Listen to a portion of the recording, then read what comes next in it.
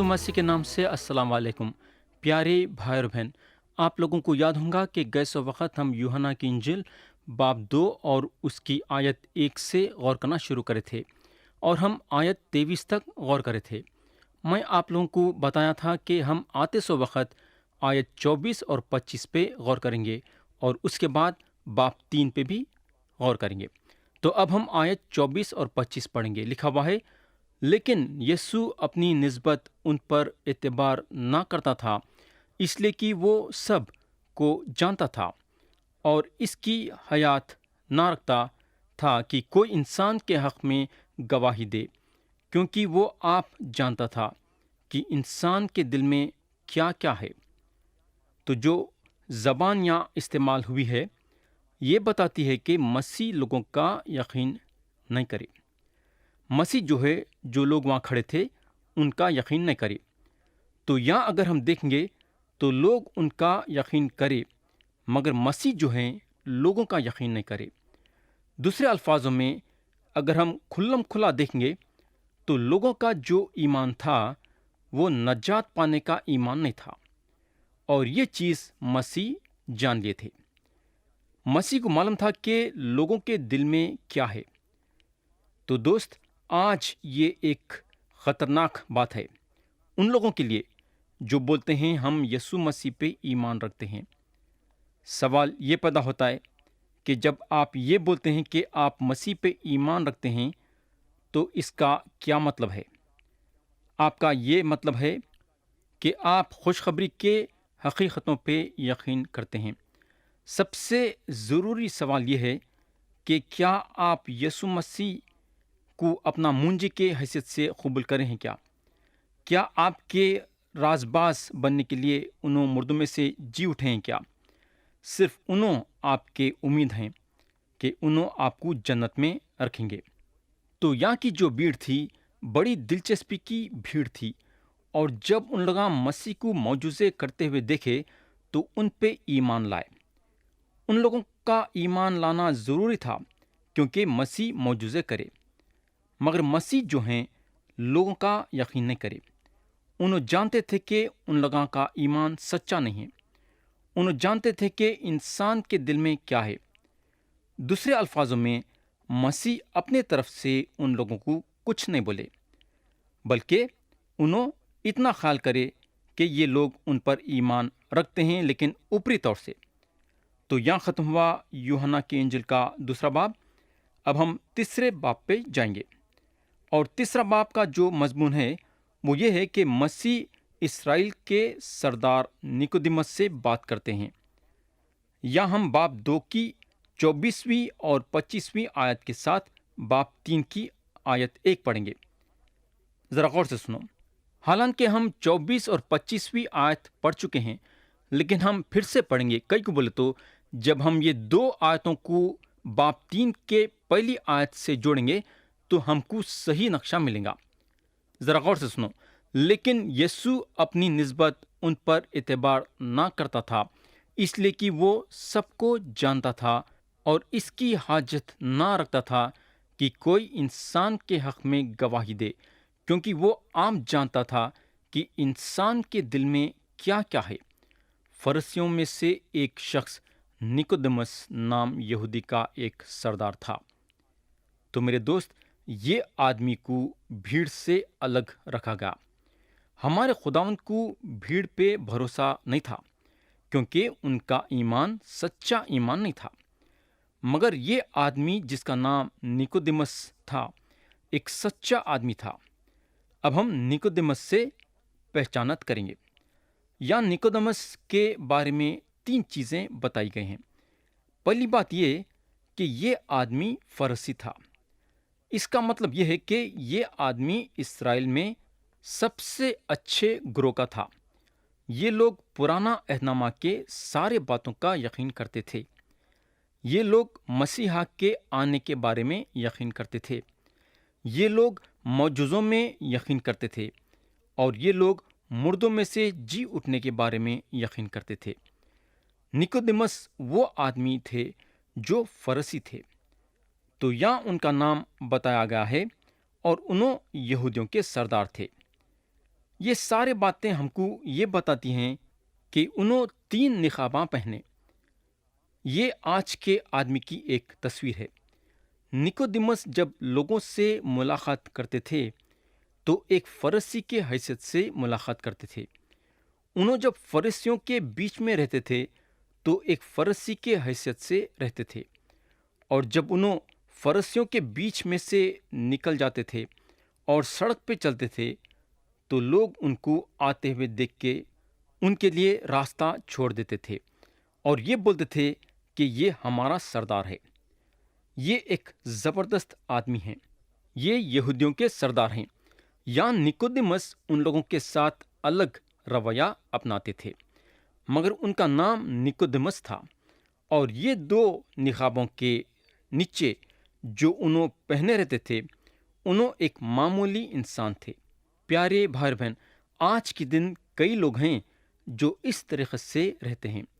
ایک آدمی جو بزنس مین ہے اور ایک دفتر کا پریزیڈنٹ ہے، صبح میں اپنے دفتر کو جاتا ہے، اور جو آدمی اس کے دفتر میں ہے اس سے بات کرتے ہیں اور اس کو مسٹر کہہ کے بلاتے ہیں اور اس کے آگے جھکتے ہیں، حالانکہ اس کے دفتر کے لوگاں یہ سوچتے ہیں کہ ان لوگاں اس کو جانتے ہیں، مگر اصلیت میں نہیں جانتے، اور انہیں اپنا دفتر چھوڑتا ہے اور وہ صبح اپنے کئی گراہکوں سے ملتا ہے، اور جب ان لوگاں اس کو پوچھتے ہیں کہ بزنس کیسا چل رہا ہے تو انہیں بولتا ہے میرا بزنس زبردست چل رہا ہے، اور دوپہر کے وقت کھانا کھانے کے لیے اپنے کلب کو جاتا ہے۔ جیسا کلب میں قدم ڈالتا ہے تو ایک الگ آدمی بن جاتا ہے۔ یہاں انہیں مسٹر سو اینڈ سو نہیں ہے، بلکہ ایک معمولی انسان ہے، اور یہ آدمی کا نام ہم تھوڑی دیر کے لیے ایکس رکھیں گے۔ یہاں ان لوگاں اس کے ساتھ ٹینس کھیلتے ہیں۔ ان لوگاں یہ سوچتے ہیں کہ ان لوگاں ایکس کو جانتے ہیں اور اس کو اس کے پہلے نام سے پکارتے ہیں، اور یہاں انہیں ان لوگوں کے ساتھ ایک الگ رویہ اپناتا ہے۔ یہاں بالکل الگ رشتہ ہے، اور کلب کے لوگاں اس کو بزنس کے بارے میں پوچھتے ہیں اور انہیں بولتا ہے بھائی بزنس بڑا زبردست چل رہا ہے۔ اس کے بعد شام میں جب کام پورا ہو جاتا ہے تو انہیں اپنے گھر جاتا ہے اور دروازہ کھول کے اندر داخل ہو کے اپنا کوٹ اتار کے کرسی پہ بیٹھ جاتا ہے۔ یہاں انہیں ایک الگ قسم کا آدمی ہے۔ اس کی بیوی اس کے پاس آتی ہے اور اس پہ نظر کرتی ہے، یعنی کہ دیکھتی ہے، مگر ایک مایوسی کے حالت میں۔ اور میرے بھائی، یہاں اس کے دونوں نقاباں اتر گئے ہیں۔ انہیں اب بزنس مین نہیں ہیں جو دفتر کا پریزیڈنٹ ہے، نہ تو کلب والوں کا ساتھی ہے۔ یہاں بس انہیں ایک چھوٹا سا آدمی ہے جس کا نام ایکس ہے۔ اس کی بیوی اس کو پوچھنے کو لگتی ہے کیا بات ہے ایکس؟ تو یہ ایکس جواب دیتے ہیں بزنس ایک دم کپا ہے۔ تو میرے بھائی، یہ آدمی کی حقیقت یہ ہے۔ اب ہم آیت 2 پڑھیں گے۔ اس نے رات کو یسوع کے پاس آ کر اس سے کہا، اے ربی، ہم جانتے ہیں کہ تو خدا کی طرف سے استاد ہو کر آیا ہے، کیونکہ جو معجزے تو دکھاتا ہے کوئی شخص نہیں دکھا سکتا جب تک خدا اس کے ساتھ نہ ہو۔ تو یہ آدمی نکودیمس یسوع مسیح کے پاس آتے ہیں، وہ بھی ایک نقاب ڈال کے۔ انہوں بولتے ہیں ہم جانتے ہیں۔ اب سوال یہ ہے کہ ہم کا جو لفظ نکودیمس نکالے وہ ہم کون ہیں؟ وہ ہم جو ہیں فرشیاں ہیں۔ تو یہاں انہوں ایک فرشی کی حیثیت سے آتے ہیں۔ انہوں جو ہیں اپنے منہ پہ فرشی کا نقاب ڈال کے ہیں، مگر خوبی یہ ہے کہ انہوں 2 منہ کے نہیں ہیں، بلکہ مسیح کے پاس اپنا دل کھول کے آتے ہیں۔ انہوں بولتے ہیں کہ ہم فرشیاں یہ بات یقین کرتے ہیں کہ آپ خدا کے طرف سے استاد بن کے آئے ہیں۔ میں جہاں تک سمجھتا ہوں کہ انہوں خدا کے بادشاہت کے بارے میں بات کرنے کے لیے آئے۔ فرشیاں جو ہے بادشاہت قائم کرنے کا سوچ رہے تھے اور چاہتے تھے کہ رومی سرکار کو اتار دینا، مگر ان کے پاس اور کوئی راستہ نہیں تھا۔ اور یہاں نکودیمس آتے ہیں جو مشہور ہیں، اور جہاں بھی انہوں جاتے ہیں بھیڑ کی بھیڑ ان کے پیچھے آتی ہے۔ تو یہاں نکودیمس آتے ہیں یہ مانتے ہوئے کہ یسوع مسیح خدا کے طرف سے استاد بن کے آئے ہیں۔ انہوں جو ثبوت رکھتے ہیں وہ مسیح کے معجزوں کو رکھتے ہیں۔ معجزوں کے ذریعے سے انہوں جانتے تھے کہ مسیح خدا کے طرف سے ہیں۔ پیارے بھائی اور بہن، ہم یہ غور کرنا ضروری ہے کہ کوئی بھی وہ زمانے میں مسیح کے معجزوں کا انکار نہیں کرا۔ نہ تو مسیح کے دوستاں نہ مسیح کے دشمناں مسیح کے معجزوں کا انکار کرے۔ آیت 3 میں لکھا ہوا ہے، یسوع نے جواب میں اس سے کہا، میں تجھ سے سچ سچ کہتا ہوں کہ جب تک کوئی نئے سرے سے پیدا نہ ہو وہ خدا کی بادشاہت کو دیکھ نہیں سکتا۔ پیارے بھائی بہن، یہ وجہ تھی جو انہوں آئے خدا کے بادشاہت کے بارے میں بات کرنے کے لیے۔ مسیح جو ہیں نکودیمس سے بولتے ہیں جب تک کوئی نئے سرے سے پیدا نہ ہو وہ خدا کی بادشاہت کو دیکھ نہیں سکتا۔ تو یہاں ایک آدمی ہے، ایک فرسی، جس کو اپنے مذہب کے بارے میں اپنے انگلیوں پہ جانتا ہے، اور یہ آدمی کو مسیح بولتے ہیں، کیا بولتے ہیں؟ جب تک کوئی نئے سرے سے پیدا نہ ہو وہ خدا کی بادشاہت کو دیکھ نہیں سکتا۔ تو یہ آدمی جب بادشاہت کے بارے میں بات کرنے کے لیے آیا اور وہ بادشاہت کو قائم کرنے کے بارے میں بات کرنے کے لیے آیا، تو میں یقین کرتا ہوں کہ مسیح کی یہ بات اس کے دل کو لگی۔ یا یہ آدمی فرسی کے نقاب کو اپنے منہ پہ سے اتارتا ہے۔ آیت 4 میں لکھا ہوا ہے، نکودیمس نے اس سے کہا، آدمی جب بوڑھا ہوگا تو کیوں کر پیدا ہو سکتا ہے؟ کیا وہ دوبارہ اپنی ماں کے پیٹ میں داخل ہو کر پیدا ہو سکتا ہے؟ تو یہاں مسیح نکودیمس کو بول چکے کہ نکودیمس نئے سرے سے پیدا ہونا ضروری ہے۔ مگر نکودیمس کے دماغ میں دوسری اور بات نہیں آئی، بلکہ انہوں اپنے دماغ میں یہ بات لائے کہ انسان کو پھر سے جسمانی طور سے پیدا ہونا ہے کیا؟ ان کا بولنے کا مطلب یہ تھا کہ ایسا ہو سکتا ہے کیا کہ ایک آدمی اپنی ماں کے پیٹ میں داخل ہو کے پھر سے پیدا ہونا؟ مگر یہاں جو ہے مسیح جسمانی پیدائش کے بارے میں نہیں بات کر رہے تھے، بلکہ انہوں روحانی پیدائش کے بارے میں بات کر رہے تھے۔ مگر نکودیمس روحانی پیدائش کے بارے میں نہیں سمجھ سکے، اور اس کی وجہ یہ ہے کہ ان کے پاس روحانی باتیں سمجھنے کے لیے حکمت نہیں تھی۔ حالانکہ اسرائیل کے سردار تھے، شریعت میں ماہر تھے، عہدہ تھا، بڑھاپا تھا، یہ سارے باتیں رکھتے ہوئے بھی انہوں روحانی بات نہیں سمجھ سکے۔ میرے دوست، روحانی بات سمجھنے کے لیے مسیح کی مدد کی ضرورت ہے۔ کس کی مدد کی ضرورت ہے؟ مسیح کی۔ ہم اپنی طاقت سے روحانی باتیں نہیں جان سکتے، یاد رکھو۔ آیت 5 میں لکھا ہوا ہے، یسوع نے جواب دیا کہ میں تجھ سے سچ سچ کہتا ہوں، جب تک کوئی آدمی پانی اور روح سے پیدا نہ ہو وہ خدا کی بادشاہت میں داخل نہیں ہو سکتا۔ اب سوال یہ پیدا ہوتا ہے کہ پانی اور روح سے پیدا ہونے کا مطلب کیا ہے؟ تھوڑے لوگ ہیں جو یہ سوچتے ہیں کہ پانی سے پیدا ہونے کا مطلب یہ ہے کہ پانی کا بپتسمہ لینا، مگر ایسی کوئی بات نہیں ہے، بلکہ ایسا سوچنا بھی ایک عجیب بات ہے۔ اس کے بعد کئی مسیحی بھائی بہن کے جو اچھے ڈاکٹر تھے اور ہیں، جو پانی سے پیدا ہونے کے بارے میں یہ بولتے ہیں کہ پانی سے پیدا ہونے کا مطلب یہ ہے کہ جسمانی طور سے پیدا ہونا، جس کی پیدائش پانی میں ہوتی ہے، یعنی کہ ایک بچہ جو ہے عورت کے کوکھ میں پانی میں رہتا ہے۔ میں جہاں تک سمجھتا ہوں یہ بھی صحیح نہیں ہے۔ مسیح جو ہیں جسمانی اور روحانی پیدائش کے فرق کے بارے میں نہیں بتا رہے تھے، انہوں اس بارے میں بات کر رہے تھے کہ ایک آدمی اوپر سے یا پھر نئے سرے سے کیسا پیدا ہوتا ہے۔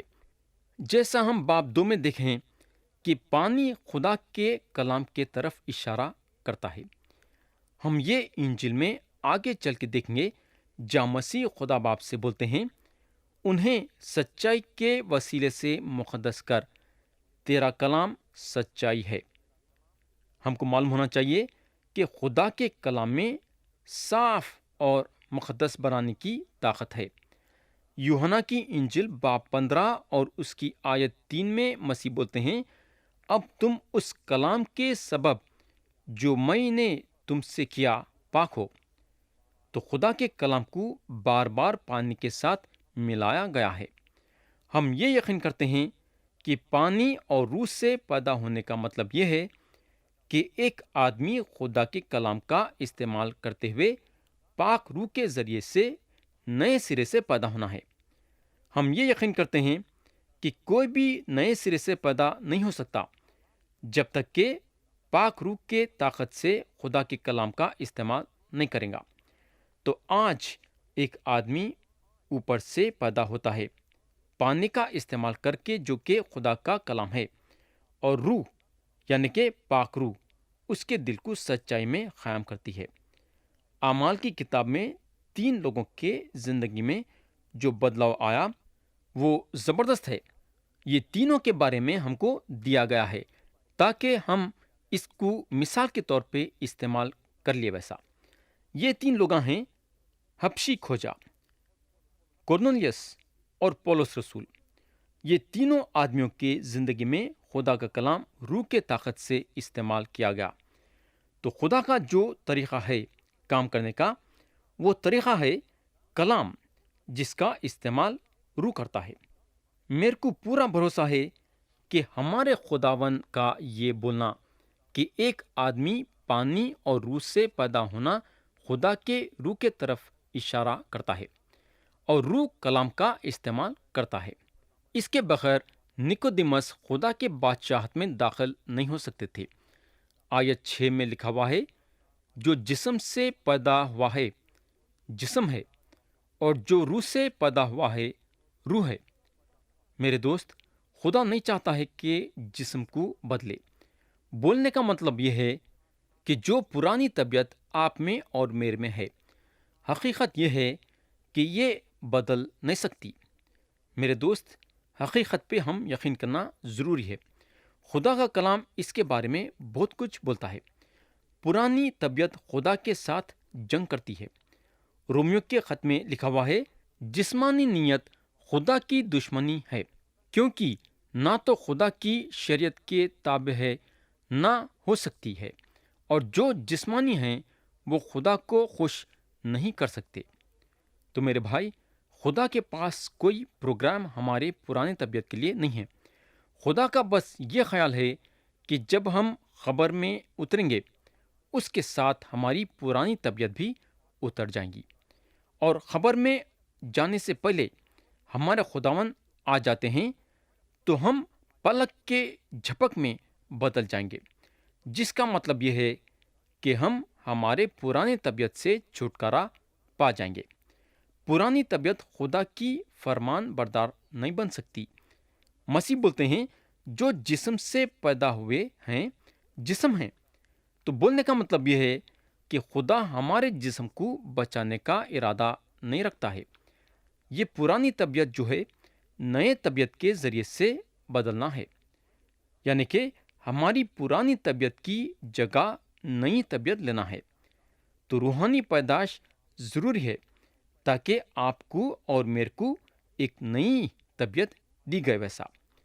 آیت 7 اور 8 میں لکھا ہوا ہے، تعجب نہ کر کہ میں نے تجھ سے کہا، تمہیں نئے سرے سے پیدا ہونا ضرور ہے۔ ہوا جدھر چاہتی ہے چلتی ہے، اور تو اس کی آواز سنتا ہے، مگر نہیں جانتا کہ وہ کہاں سے آتی اور کہاں کو جاتی ہے۔ جو کوئی روح سے پیدا ہوا ایسا ہی ہے۔ تو یہاں مسیح یہ بول رہے ہیں کہ ہم یہ نہیں بول سکتے کہ ہوا کہاں آ رہی ہے، اور ہم یہ نہیں بول سکتے کہ ہوا کہاں جاتی ہے۔ ہوا اور بجلی اور ہوا ایک ایسی چیز ہے کہ آدمی یہ چیزوں کو اپنے قابو میں نہیں رکھ سکتا۔ کس کو اپنے قابو میں نہیں رکھ سکتا؟ बिजली को और हवा को। हवा जहाँ चाहे वहाँ जाती है। आदमी ये बात की कोशिश में है कि हवा को अपने काबू में करना, मगर अब तक नाकामयाब रहा है। हालांकि हम हवा को अपने काबू में नहीं रख सकते, मगर जब चलती है तो ये ज़रूर बोल सकते कि हवा चल रही है। आप और मैं बाहर खड़े रहेंगे और आप मेरे को बोल सकते कि देखो हवा चल रही है। मैं आपसे पूछूंगा, आपको कैसा मालूम हो रहा है कि हवा चल रही है? तो आप जवाब देंगे कि देखो झाड़ा हिल रहे हैं और हम जो कपड़े पहने हैं वो भी हिल रहे हैं। तो मेरे भाई, हम बोल सकते कि हवा चल रही है। प्यारे भाई बहन, अब मेरे को ये नहीं मालूम हो रहा है कि रूहानी पैदाइश के बारे में मैं आपको कैसा समझाना। मसीह यहाँ बोलते हैं, हवा जिधर चाहती है चलती है और तू इसकी आवाज़ सुनता है, मगर नहीं जानता कि वो कहाँ से आती और कहाँ को जाती है। जो कोई रूह से पैदा हुए ऐसा ही है। हालांकि इस बात को नहीं समझते हैं, मगर हम ये हवा का मिसाल ले सकते हैं कि किस तरीके से एक आदमी नए सिरे से पैदा हो सकता है। मैं आपको ख़ास तौर से ये नहीं बता सकता कि खुदा की रूह कैसा काम करती है, मगर मैं आपको ये बता सकता हूँ कि रूह किस वक्त आदमी के ज़िंदगी में और उसके दिल में काम करती है। ये हमारे खुदावन यहाँ हमको ये बता रहे हैं। तो मसीह जो हैं निकोदेमस के दो निकाबों को उतार दिए हैं। निकोदेमस जो उनके सामने खड़े हैं अब फरसी नहीं रहे और अब उन्हों यहूदियों के सरदार भी नहीं हैं। तो अब सवाल ये पैदा होता है कि फिर निकोदेमस कौन है? अब हम देखेंगे कि आयत क्या बताती है। आयत 9 में लिखा हुआ है, निकोदेमस ने जवाब में उससे कहा, ये बातें क्यों कर हो सकती हैं? तो यहाँ निकोदेमस खड़े हुए हैं एक मामूली आदमी के हैसियत से और मसीह से सवाल कर रहे हैं, ये बातें क्यों कर हो सकती हैं? और यहाँ हमारे खुदावन निकोदेमस से एक मामूली तरीके से बात करने वाले हैं। बहरहाल आप और मैं एक दूसरों के सामने अपने अपने निखाबा चढ़ाते हैं और आज कई लोग हैं जो इसका इस्तेमाल करते हैं। जब वो एक किस्म के लोगों के साथ हैं तो एक तरीके से काम करते हैं। बोलने का मतलब ये है कि निखाब हमको छुपा के रखता है कि हम कैसे किस्म के आदमी हैं। जब हम यीशु मसीह के पास आते हैं हमको हमारे सारे निखाबा उतार देना पड़ता है। मसीह के पास हम निखाबों का इस्तेमाल नहीं कर सकते। जब आप उनके सामने खड़ते हैं तो आपके असली रूप में खड़े रहना जरूरी है। आप जैसे भी हैं आपको उस तरीके से मसीह के पास आना है और मसीह आपके साथ उस तरीके से पेश आएंगे जिस तरीके से आप हैं, और इस तरीके से मसीह निकोदेमस के साथ करने वाले हैं। तो प्यारे भाई बहन, यहाँ हम कलाम को ख़त्म करेंगे और आते सो वक्त आयत 10 से गौर करना शुरू करेंगे।